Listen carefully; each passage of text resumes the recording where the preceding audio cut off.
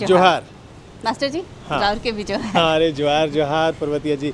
और क्या हालचाल है आप लोगों के? अरे मास्टर जी का कहूँ, राउरे तो इतना बढ़िया से पूछ लेला का हाल चाल है कि आदमी बीमारो रहे तो कहीं बढ़िया। और भाई देखिए, हम तो यही चाहते हैं कि हम भी बहुत अच्छे रहें और हमारे किसान भी अच्छे रहें, उनकी खेती बाड़ी भी अच्छी रहे। हाँ। और देखिए ना, हमारे किसान भाई भी हाजिर हो चुके हैं। तो किसान भाइयों, आप सभी लोगों का कार्यक्रम में बहुत बहुत स्वागत है। हाँ, तो पर्वतिया मास्टर जी, हाँ बताइए क्या बोल रहे कहे थे? लगी कि देखो कैसन बढ़िया से एकदम बैठ गेले हाँ। अपन अपन टीवी सेट थीन हाँ, क्या जी हाँ, मास्टर जी बिल्कुल। का जानकारी देवे। और राउरे जी सबकर से पहले उमन के दिखाई इतना सारा जानकारी, इतना तनी सुन प्रोग्राम में, तो उके शुरू कर दे। बिल्कुल बिल्कुल, किसी समाचार की तरफ हमारे पर्वतिया जी का संकेत है किसान भाइयों। तो चलिए देखते हैं खेती बाड़ी से जुड़ी तमाम तरह की खबरें कृषि समाचार में।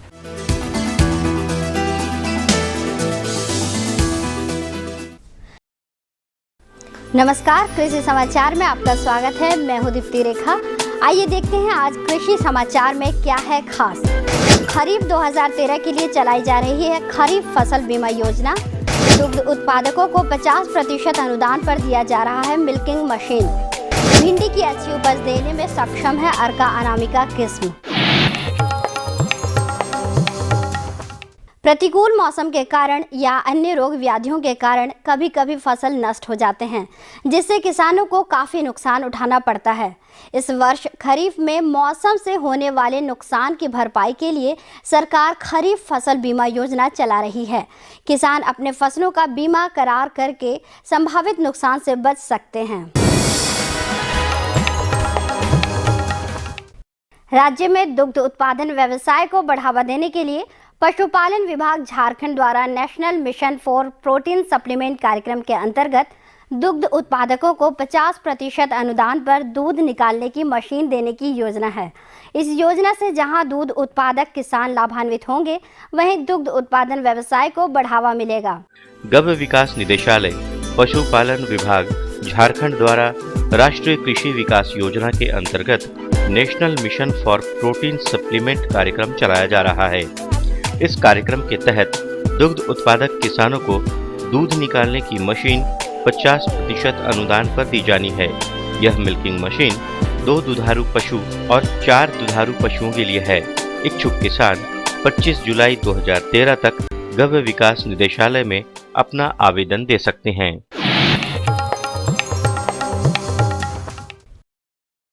वर्तमान समय में जो किसान भिंडी की फसल लगाना चाहते हैं, उनके लिए विशेषज्ञों द्वारा झारखंड के लिए विशेष तौर पर अनुशंसित प्रभेद है अर्का अनामिका। भिंडी की ये किस्म अच्छी फलन देने के साथ रोग रोधी भी है। इस समय सब्जियों की खेती करने वाले किसान भिंडी की फसल से अच्छा मुनाफा लेने के लिए भिंडी के उन्नत प्रभेद अर्का अनामिका का चयन करें। यह प्रभेद झारखंड की मिट्टी और जलवायु के लिए अधिक उपयुक्त है। इस प्रभेद में पत्ते पीले पड़ने जैसे रोग नहीं लगते और इस प्रभेद की उपज क्षमता भी अधिक है।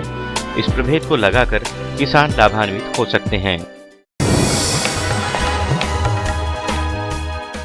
किसान भाइयों, आम की अच्छी फसल तैयार होने के बाद बाजार में अच्छे दाम मिलें, इसके लिए आम की तोड़ाई और उसके भंडारण तथा बाजार पहुंचने के समय तक आम सुरक्षित और स्वस्थ रहें। आम की तोड़ाई और भंडारण कैसे करें, ये बता रहे हैं कृषि वैज्ञानिक डॉक्टर A.K. ठाकुर। किसान भाइयों, आजकल आम का तुराई चल रहा है और अभी आगे 1-1.5 महीने और चलेगा। मैं यहाँ आपको बताता हूँ कि आम का तुराई किस तरह से करें। आम की तुराई इस तरह से करें जैसे उसका जो सैप निकलता है, दूध निकलता है, वो आम के ऊपर नहीं आना चाहिए। आम में चोट नहीं लगना चाहिए, इस बात का बिल्कुल आप ध्यान रखें।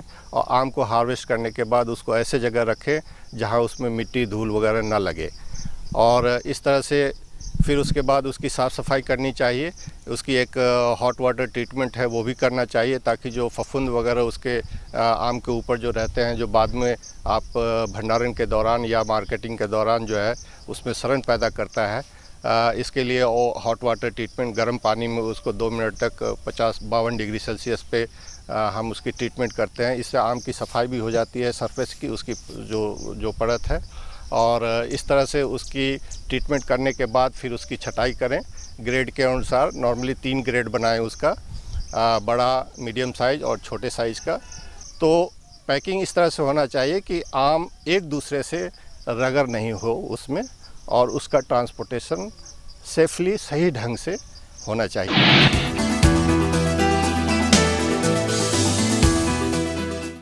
किसानों के लिए वर्तमान समय चल रहा है धान की बुआई करने का।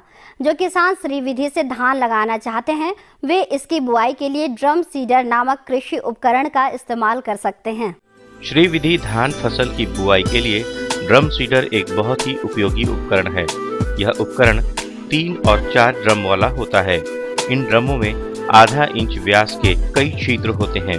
इन ड्रमों में धान के अंकुरे हुए बीजों को डालकर बुआई करते हैं। ड्रम सीडर द्वारा कतार में और निश्चित दूरी में धान की बुआई हो जाती है। इस उपकरण का प्रयोग कर किसान बुआई में लगने वाले समय, मेहनत दोनों बचा सकते हैं। जो व्यक्ति अपने क्षेत्र में औरों से अच्छा प्रदर्शन करता है और अग्रणी रहता है वह सफल किसान कहलाता है। ऐसे ही कृषि जगत में अच्छा प्रदर्शन कर आगे आए किसानों से हम मिलते और मिलवाते हैं ताकि हम उनसे प्रेरणा ले सकें। आइए मिलते हैं एक ऐसे ही सफल किसान से। आज जो हमारे साथ ये शख्स सफल किसान के रूप में मौजूद हैं, ये मौसम के अनुरूप खेती करने को अपनी सफल खेती का राज बताते हैं। वे हमेशा मौसम और उसके अनुसार फसल लगाने के प्रति सजग रहते हैं। मेरा परिवार में 5 परिवार हैं। उसके बाद 1 एकड़ में हम जब खेती लगाए हैं तो हम खेती ही से ही आर्थिक हैं और इसी खेती के कारण ही मेरे सब बाल बच्चे को पढ़ा रहे हैं और अपना इसी से गुजर बसर कर रहे हैं। और अब मंडी भाव में आइए नजर डालते हैं अनाजों के भाव पर। आज राज्य की प्रमुख खाद्यान्न मंडियों में अनाजों के भावों को लेकर कमोबेश थोड़ी तेजी दिखी। साथ ही तेजी का असर सब्जी मंडियों में भी रहा। हरी सब्जियों के मूल्य बढ़े दिखे। बाजारविदों के अनुसार ये तेजी अभी और बढ़ने की संभावना है। आज बिके कुछ खास अनाजों के भावों को देखें तो वे इस प्रकार रहे। चावल मध्यम न्यूनतम 2000 रुपए से लेकर अधिकतम 2150 रुपए।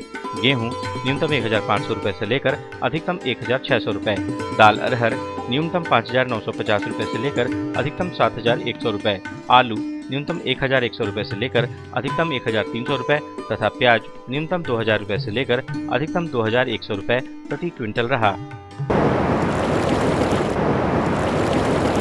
और अब एक नजर राज्य के 4 प्रमुख शहरों के मौसम के मिजाज पर। आज राज्य के 4 प्रमुख शहरों के तापमान इस प्रकार दर्ज किए गए। रांची अधिकतम 35 डिग्री सेल्सियस, न्यूनतम 24 डिग्री सेल्सियस।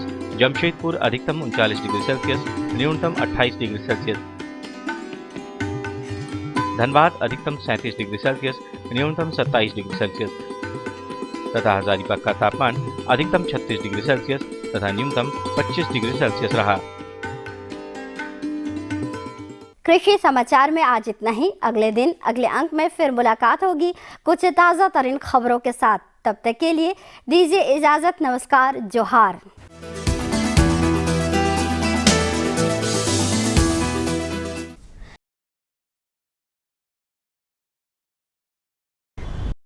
तो समाचार तो दिखाई दिले और हमरे के जे देखो या भाई बहन मन हैं, किसान भाई बहन मन से मन खुश भी हो गेले कि आज कल बिल्कुल बिल्कुल उनको खेती बाड़ी से जुड़ी तमाम तरह की खबरों की जानकारी तो हो ही गई। मौसम का हालचाल भी मिल गया होगा किसान भाइयों। आपको बाजार का भाव भी आपने जान लिया। कुछ तकनीकी जानकारियां भी इसमें थी। अभी कुछ और भी जानकारियां होंगी लेकिन उसके पहले विराम। जरूर। तो उसके पहले हम लेंगे एक छोटा सा विराम। आप बने रहिए हमारे साथ, देखते रहिए कृषि दर्शन। ये लो और बताओ। बस। अरे ये क्या भैया जी, बस इतनी सी रासायनिक खाद? किसानी छोड़ रहे हो क्या? किसानी नहीं, नादानी छोड़ रहे हैं। मिट्टी की जांच कराई है। अब तो लालाजी जितनी जरूरत है उतने ही उर्वरक खेत में डालेंगे। हाँ किसान भाई आज ही अपने जिले की नजदीकी भूमि परीक्षण प्रयोगशाला में मिट्टी की जांच जरूर करवाएं और मिट्टी में पोषक तत्व, नमी व पौधे के विकास को देखते हुए केवल जरूरत के अनुसार ही पोषक तत्व डालें। और हाँ, मिट्टी में गंधक, जस्ता, बोरोन जैसे सूक्ष्म पोषक तत्वों का पता लगाना भी न भूलें।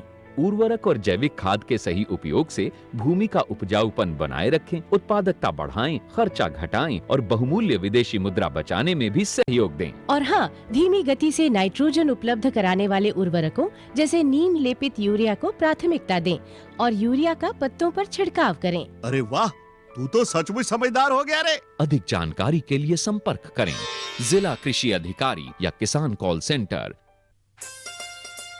अम्मा खाना दे दो ना। सबर कर गोलू, अभी दाल नहीं गली है। तू फिक्र ना कर गोलू की अम्मा, अब की बार अपनी दाल खूब गलेगी। क्या मतलब जी?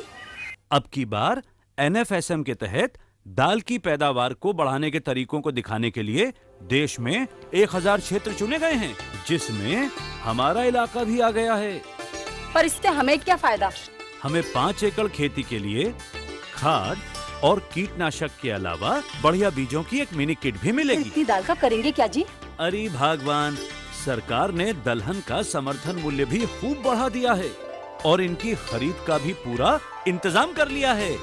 इससे आमदनी बढ़ेगी और फिर हमारा गोलू अच्छे स्कूल में जाकर के कृषि वैज्ञानिक बनेगा। हाँ, विराम कर बाद सब देखिया मनक एकदम फिर से बहुत बहुत स्वागत है। तो मास्टर जी, सब किसान मन जो है से एकदम रोज आवे ना अपन टीवी सेट ठिन बैठ जाए ना और उम्मीद लगा रहे ना कि रौरे बहुत बढ़िया बढ़िया जानकारी देवो, है कि नहीं? बिल्कुल बिल्कुल। तो हमके बुझाला कि कुछ बता दो भाई, जो आज भी बता दें। हाँ? अरे वाह, क्या बात है। देखिए भाई, जानकारियाँ तो हम हर दिन देते हैं और आपको आपकी जो खेती बाड़ी है उससे जुड़ी बहुत तरह की जो चीज़ें हैं, साग सब्जियों को लगाने के बारे में, धान के बारे में, आपके पशुपालन के बारे में, हर प्रकार की जानकारियाँ देते हैं। चलिए, आज जब पर्वतिया जी ने ये बात छेड़ दी है कि हमको अपनी ओर से आपको जानकारी देनी है, तो किसान भाइयों आज चलिए बात करते हैं समेकित कृषि प्रणाली की।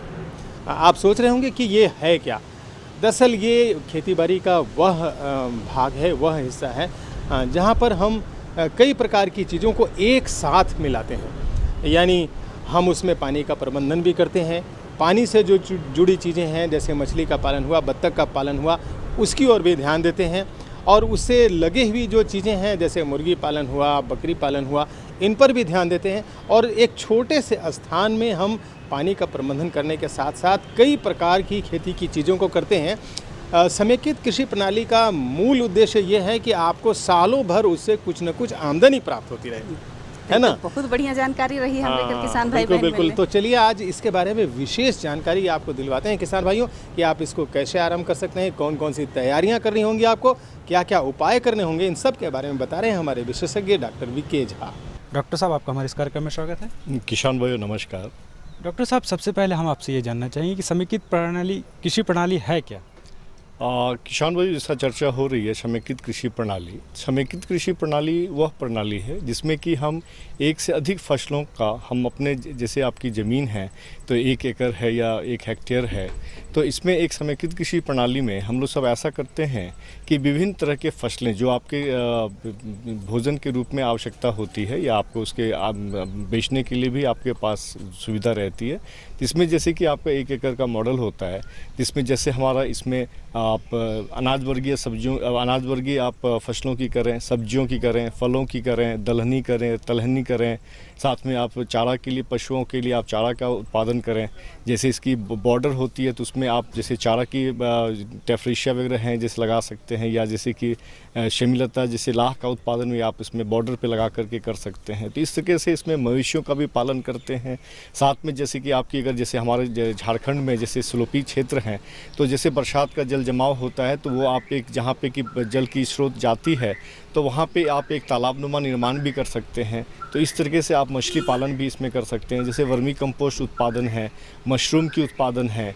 तो कहने का तात्पर्य होता है समेकित कृषि प्रणाली में यह एक ऐसी कृषि प्रणाली है जिसमें विभिन्न तरह के फसलों का हम समायोजन करते हैं और साथ में इसमें हमारे पशुधन भी रहती है और कंपोस्ट, वर्मी कंपोस्ट, इन सभी चीज़ों का जो आपके इस खेत से आपके निकल के आता है या हमारी फसलों की जो अवशेष होती है तो उसको खाद में कैसे कन्वर्ट करें और साथ में इसमें हम प्रति वर्ग मीटर हम कैसे अधिक आमदनी प्राप्त करें और इसमें एक का जो हमारा अवशेष होता है वो दूसरे का कैसे हमारा उसमें हम पूरक में इस्तेमाल करते हैं और साथ में जैसे कि इसमें हमें न्यूट्रिशनल जो पौष्टिकता जो होती है विभिन्न तरह के भोजनों से, तो इससे अगर आप किसान उत्पादन करते हैं तो उनको पौष्टिक आहार मिलती है और साथ में क्या होती है जैसे कि आपके पास जो लेबर हमारे मजदूर पलायन कर रहे हैं तो वो क्या है कि आपको अपने इस तरह के समन्वित कृषि प्रणाली में आपको ऐसी कृषि प्रणाली मिलेगी जिसमें कि रोजगार का भी सृजन होता है।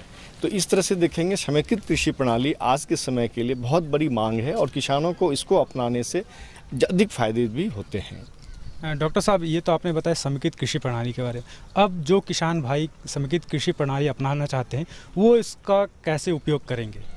किसान भाइयों, जैसे कि अभी चर्चा हो रही है समेकित कृषि प्रणाली का, इसका अगर आपको चयन करना हो तो इसमें सबसे बड़ी बात है कि आपको यह सुनिश्चित करना पड़ेगा कि आप कितने क्षेत्रफल में आप इसको समेकित कृषि प्रणाली को अपनाना चाहते हैं।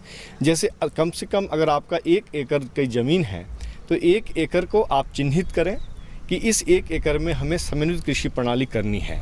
उसमें आप कि जो अधिक, जैसे कि आपका अगर जो क्षेत्र है वहाँ पे जिन फसलों की अधिक उपज हो रही है या जिनकी अधिक खेती से आपको फ़ायदा मिलेगा, जैसे सब्जी आधारित, तो जैसे सब्जियों का क्षेत्रफल आप ज़्यादा रखें उसमें 1 एकड़ में, और साथ में जैसे कि आपकी जो अनाज वर्गीय फसलें हैं उसका क्षेत्र निर्धारण करें आप। जैसे कि दलहनी है, तिलहनी है, एक तालाबनुमा अगर आपके पास जो बरसात की पानी आती है और कहीं गहरा क्षेत्र बनता है खेतों में, तो आप वहाँ पे एक छोटा सा तालाब जो है 2.3 डेसिमल में आप बना लें।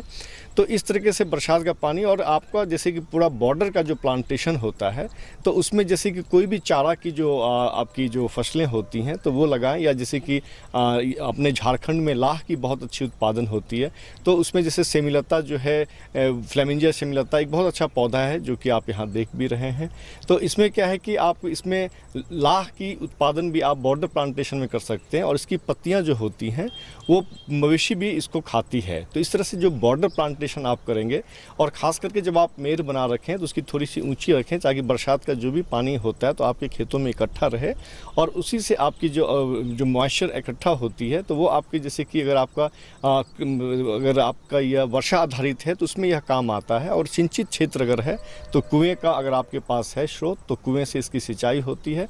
तो इस तरीके से आप अपने पूरे 1 एकड़ के खेतों को या 1 हेक्टेयर के खेतों को आप इसमें अपने सुविधा के अनुसार जो भी हमने चर्चा किया, जैसे कि सब्जियों के लिए हो, फलों के लिए हो, दलहनी हो, तिलहनी हो, अनाज के लिए हो, चारा के लिए हो, और साथ में जैसे कि आप पशुधन रखते हैं, जैसे गाय रखते हैं या भैंस रखते हैं, तो उसके लिए भी एक आप चिन्हित करें। और जो भी आपका इसमें जैसे उनका कंपोस्टिंग आता है तो उसके लिए आप गड्ढा जो है बना के रखें ताकि उसमें उनके जो गोबर की आपकी आ रही है उत्पादन तो वो आप उसको उसमें डालें। और साथ में जैसे कि इसमें चूँकि इसमें समन्वित कृषि में क्या होती है कि हमारा इसमें लागत भी कम लगता है, क्योंकि जैसे आप मवेशी पालते हैं तो उसके गोबर से आप कंपोस्टिंग तैयार करते हैं।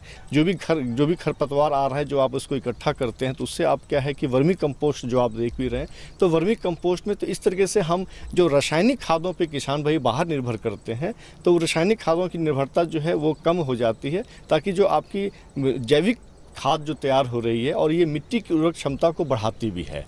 तो इस तरीके से जो है आप अगर समन्वित कृषि प्रणाली करते हैं, जैसे कि आपकी धान है, जैसे आपने धान में अनाज वर्गीय में लिया तो उसकी जो पुआल आती है तो उसको आप क्या है कि मशरूम के उत्पादन में भी ले सकते हैं, और साथ में क्या है कि आप उसको जैसे कि मल्चिंग में भी इस्तेमाल कर सकते हैं जो कि नमी को बनाए रखती है। तो इस तरीके से आप जो है, जैसे अभी बरसात का समय है तो बरसात के समय में पानी आपके पास आ रहा है, इकट्ठा बारिश हो रही है, तो उसको जल जमाव के लिए आप एक तालाब का निर्माण कर लेते हैं। तो उसमें जैसे अभी जुलाई अगस्त में सितंबर में जो आपकी पानी 4 से 5 फीट की तालाब में इकट्ठा हो जाती है तो उसमें आप कंपोजिट कल्चर जो हम सब कहते हैं, रोहू, कतला, मृगल, नैनी, कॉमन कार्प, तो इसका 40-20-20-20 के रेशियो में आप इसको तालाबों में डालें। तो कहने का तात्पर्य यह होता है कि आपका इसमें प्रति वर्ग मीटर जो है हमारी कोई भी फसलें जो ज़मीन रहती है उसका भरपूर उपयोग होता है।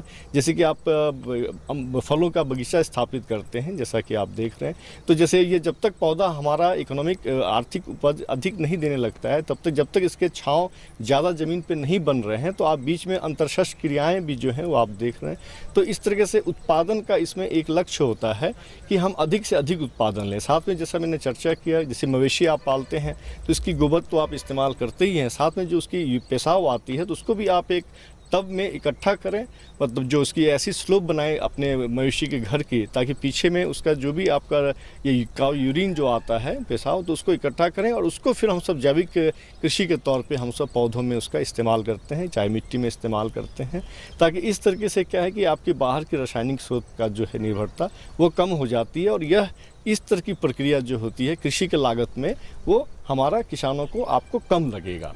तो देखा किसान भाई, डॉक्टर साहब ने कितनी अच्छी जानकारी दी समेकित कृषि प्रणाली के बारे में। डॉक्टर साहब, आप हमारे इस कार्यक्रम में इसके लिए आपका बहुत बहुत धन्यवाद। नमस्कार।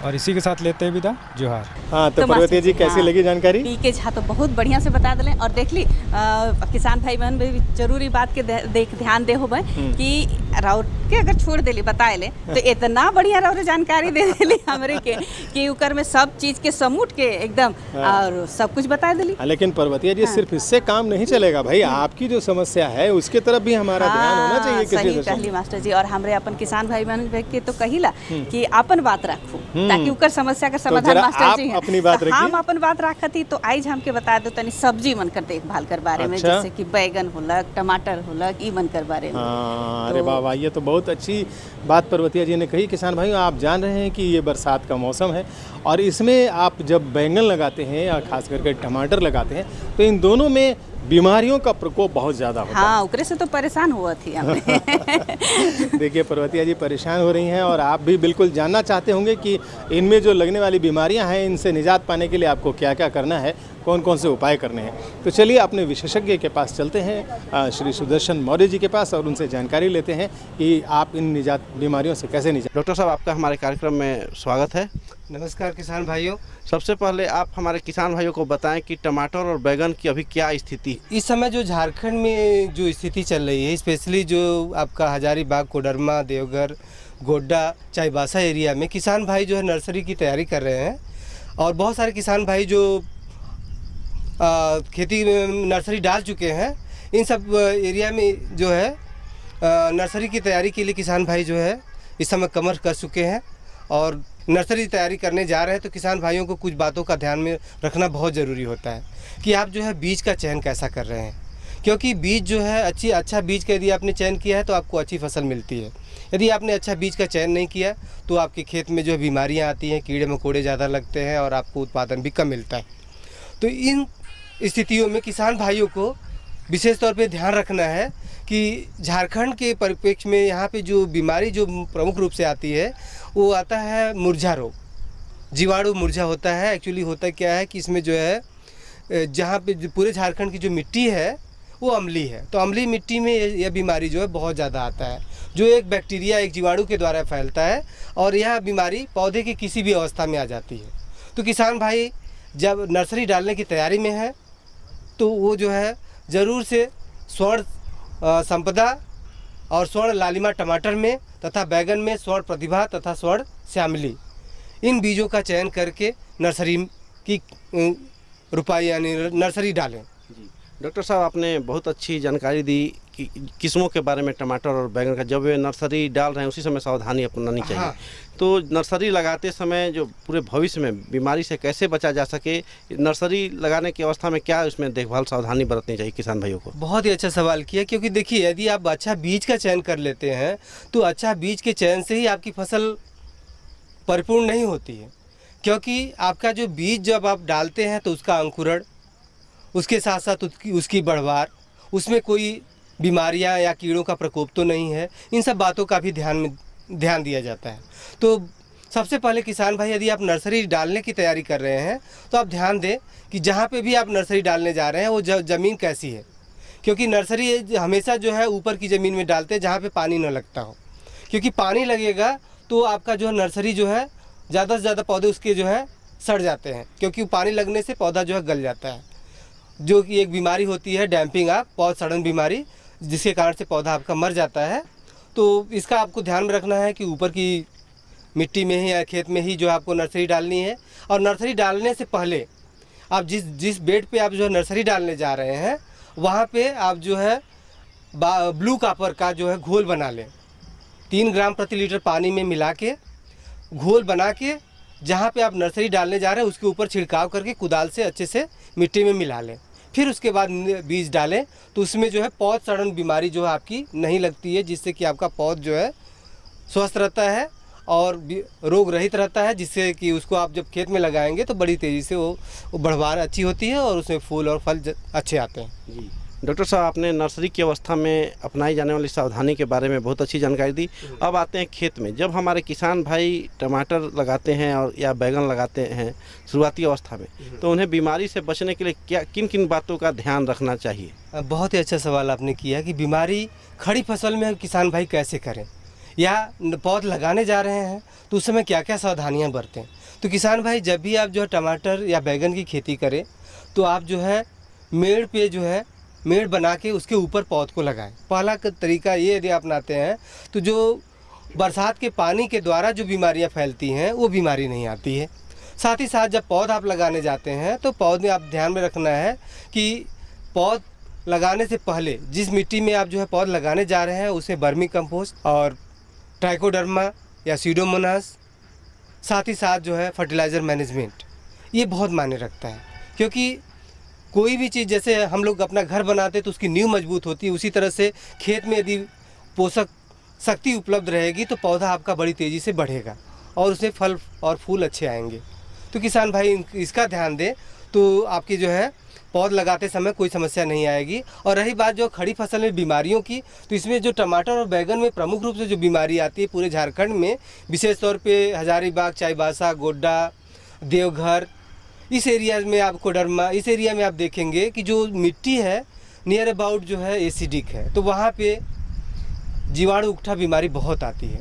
किसान भाई यदि अच्छे किस्म का चयन करके बुआई करते हैं, जैसे हमने जयपुर में मैंने बताया कि आपको टमाटर में स्वर्ण संपदा और स्वर्ण लालिमा बीज का चयन करना है और बैगन में स्वर्ण प्रतिभा तथा स्वर्ण श्यामली बीज का चयन करना है। ये जो चारों प्रजातियां हमने 2 बैगन की 2 टमाटर की बताई, इसमें जो है जीवाणु उकठा बीमारी नहीं लगती है और यह जो है बीमारी बहुत ही जो है घातक है पूरे झारखंड के लिए।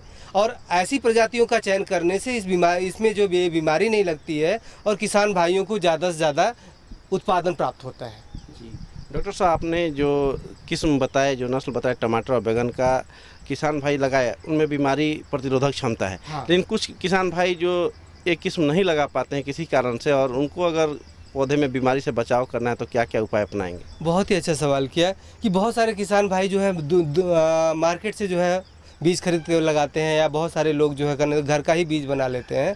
तो ऐसे किसान भाई यदि आप खेत में जो है टमाटर लगाने जा रहे हैं तो ट्राइकोडर्मा और सीडोमोनास का आप जो है ज़रूर प्रयोग करें। साथ ही साथ यदि अच्छा तरीका बेस्ट ये रहेगा कि आप नर्सरी जब आप उखाड़ते हैं तो नर्सरी उखाड़ने के बाद आप जो है स्टेप्टोसाइक्लिन ले लीजिए। 3 ग्राम और 6 ग्राम का पैकेट आता है, ये बाज़ार में उपलब्ध है। स्टेप्टोसाइक्लिन का आप घोल बनाना है। 3 ग्राम का है तो लगभग जो है 25 से 30 लीटर पानी में, या 6 ग्राम का है तो 40 से 50 से 60 लीटर पानी में मिला के खेत में जब भी आप पौध लगाने के बाद जो पानी देते हैं उसमें आप जो है उसी पानी से सिंचाई करें तो उसके आसपास जो पौध के आसपास जो जीवाणु होता है, जो बीमारी उत्पन्न करने वाला होता है, वो मर जाता है। और इससे भी आसान तरीका है कि किसान भाई ये जो स्टेप्टोसाइक्लिन हमने बताया, पौधा को यदि आप उखाड़ते हैं, प्रोट्रे में नहीं उगाते हैं, तो उखाड़ के जो लगाने वाला पौधा है, स्टेप्टोसाइक्लिन को जो है 1 लीटर पानी में घोल लीजिए और उसके जो भी पौधा है उसकी जो है जड़ों को उसमें भिगा दीजिए, डुबा दीजिए, जिससे कि पौधा का जड़ जो है उस पानी में स्टेप्टोसाइक्लिन में डूबा रहेगा। लगभग जो है 15 से 20 मिनट बाद उस पौध को निकाल के फिर खेत में लगाएं तो ये बीमारी नहीं आती। तो हमार समस्या और बहुत सारा किसान भाई मनकर भी समस्या का समाधान तो मिल गए। हाँ बिल्कुल। और कुछ समस्या है तो बताइए। हाँ समस्या तो बता सकेला मास्टर जी, बाकी हमके बुझाते कि आज कर बेसी हो जाए अगर एक संगे बेसी। हाँ समय भी और एक साथ बेसी चीज के तो रखे भी मुश्किल है अपन दिमाग में। भाई किसान भाई, हम तो चाहते हैं कि आपसे बातें करते ही रहें और आपको जानकारियाँ देते रहें, लेकिन वक्त हमें अनुमति नहीं दे रहा है। तो आप हमारे कार्यक्रम के साथ जुड़े रहें, इसके लिए ज़रूरी है कि आप अपनी बात हम तक जरूर पहुंचाएं, है ना पर्वती? हाँ, तब कि मास्टर जी राउर समस्या का एकदम बढ़िया से बढ़िया समाधान राउर के बता सके। और एक लिए जरूरी है कि राउरे मन हमरे के चिट्ठी लिखो और चिट्ठी लिखे ले पता जाने की जरूरी है। हमारा पता है कार्यक्रम कृषि दर्शन, कृषि प्रकोष्ठ, द्वारा निदेशक, दूरदर्शन केंद्र, रातूर, रांची। पिन संख्या 834001। तो पता रहा नोट कर ले ली और आप चिट्ठी लिखा बिकर उम्मीद राखीला हम। बिल्कुल बिल्कुल। और किसान भाइयों, आप अपनी खेती बाड़ी में इस समय जो बारिश हो रही है उसका पानी बचाएं, घर में पानी बचाएं, हर जगह पानी बचाएं, क्योंकि ये पानी है तभी जिंदगानी है। इसी संदेश के साथ कृषि दर्शन की पूरी टीम आपसे यही अनुमति चाहती है। कृषि दर्शन के नए अंक में हम होंगे, आप होंगी और ढेर सारी होंगी जानकारियाँ।